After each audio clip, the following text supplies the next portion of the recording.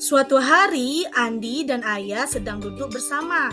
Ibu membuatkan segelas teh panas untuk Ayah, sedangkan Andi dibuatkan segelas es dingin oleh ibu.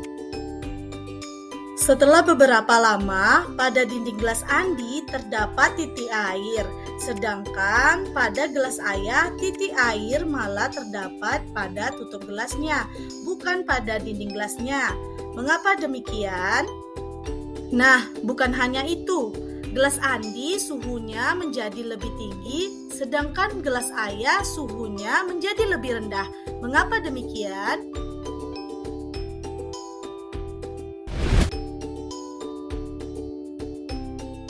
Halo pejuang IPA, di awal video kita sudah lihat ya, gelas Andi titik-titik airnya muncul pada dinding gelas, sedangkan gelas Ayah titik-titik airnya muncul pada penutup gelas.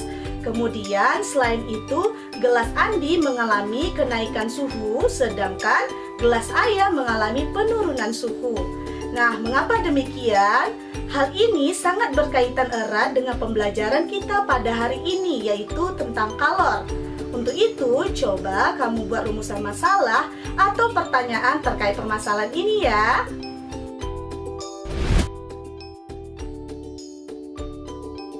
Pada pembelajaran sebelumnya, kita telah mempelajari tentang suhu.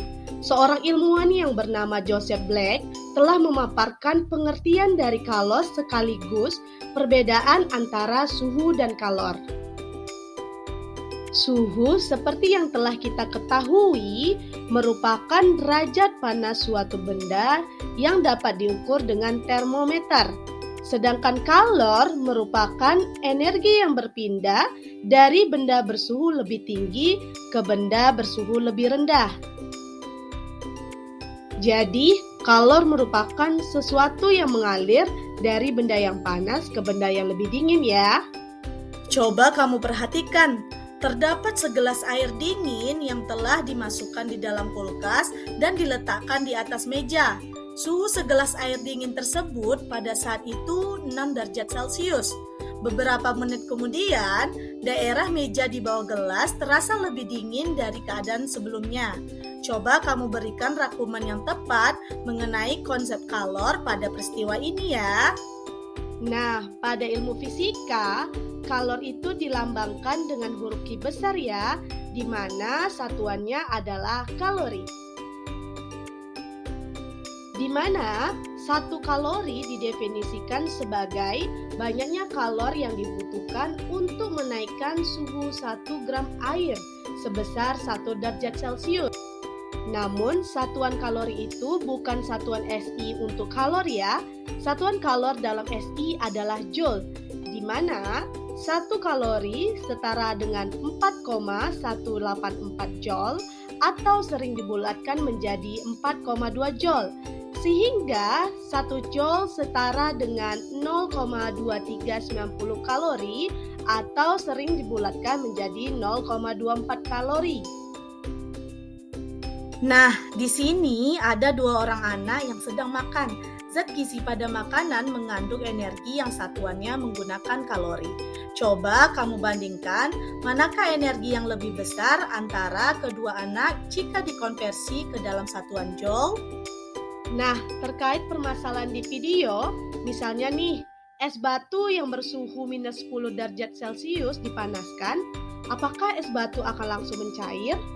Tentu tidak. Es pasti akan mengalami perubahan suhu hingga 0 derajat Celcius terlebih dahulu. Baru pada suhu tersebut, es dapat mencair atau berubah menjadi air. Nah, apabila kita telusuri lebih lanjut, dengan sederhana, ada 2 pengaruh kalor yaitu menyebabkan perubahan suhu dan yang kedua perubahan wujud zat. Anak-anak, walaupun suhu dan kalor merupakan besaran yang berbeda, ternyata keduanya saling berhubungan nih. Jadi, ketika suatu benda diberikan kalor, maka kalor tersebut dapat mengakibatkan suhu bendanya menjadi naik.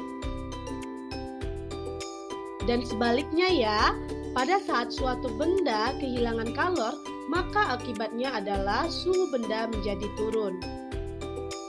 Nah, dari pernyataan ini berarti kita ketahui bahwa kalor dapat mempengaruhi suhu benda. Begitu ya anak-anak?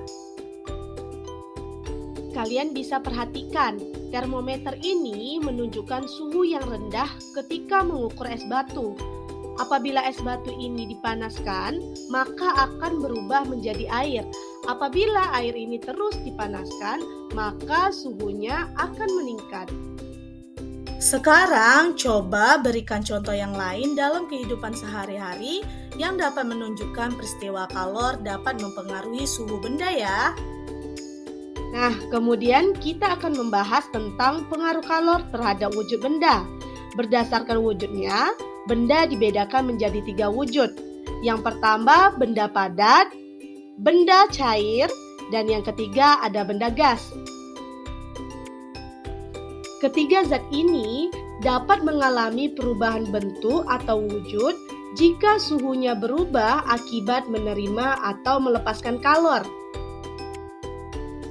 Ada 6 jenis perubahan wujud benda, yakni mencair, membeku, mengembut, menguap, menyublin, dan mengkristal. Misalnya ketika ibu memanaskan mentega, kita tahu bahwa mentega awalnya memiliki wujud padat. Namun, ketika mentega dipanaskan atau diberikan kalor, maka mentega akan berubah wujudnya menjadi zat cair. Apabila mentega yang cair didinginkan, maka mentega itu akan melepaskan kalor, sehingga akibatnya mentega yang cair akan memadat kembali. Nah, jadi perubahan ke-6 wujud zat ini itu dapat terjadi karena melepaskan atau menerima kalor. Untuk itu, carilah informasi tentang perubahan wujud yang memerlukan kalor dan yang melepaskan kalor. Kemudian isi pada gambar berikut ya. Setelah mengetahui proses perubahan wujud yang memerlukan atau melepaskan kalor, coba kamu perhatikan gambar berikut. Di sini terdapat 3 wadah berbeda bentuk yang berisi air dengan massa yang sama dan dipanaskan dengan besar api yang sama. Coba kamu tafsirkan, manakah wadah yang lebih cepat menguap? Prinsip kalor dapat diterapkan pada teknologi pendingin sederhana. Kamu pasti pernah melihat di depan bangunan besar sering terdapat kolam, terkadang dilengkapi dengan air mancur juga. Kolam ini dibuat untuk memperindah lingkungan di sekitar. Selain itu, kolam juga dapat membuat lingkungan di sekitarnya menjadi sejuk. Mengapa hal ini dapat terjadi? Secara alami, air pada kolam akan menguap. Untuk menguap diperlukan kalor. Kalor ini diambil dari udara di sekitar kolam, sehingga udara menjadi lebih sejuk dibanding tanpa kolam. Prinsip kalor dapat juga diterapkan pada termos air. Seperti yang kita ketahui, termos air berfungsi untuk mempertahankan air agar tetap panas. Nah, untuk itu, coba kamu jelaskan konsep kalor pada termos air ya.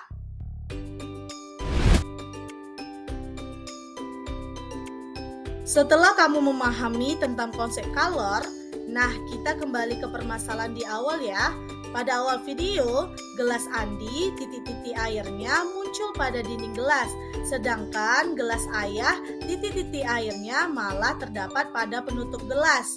Kemudian selain itu, gelas Andi mengalami kenaikan suhu, sedangkan gelas ayah mengalami penurunan suhu.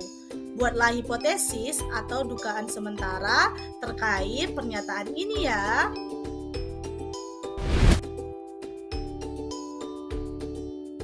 Untuk membuktikan hipotesis kamu, coba lakukan 3 kegiatan berikut. Kegiatan ini telah disediakan pada LKPD dan jawablah pertanyaan-pertanyaan yang tersedia ya.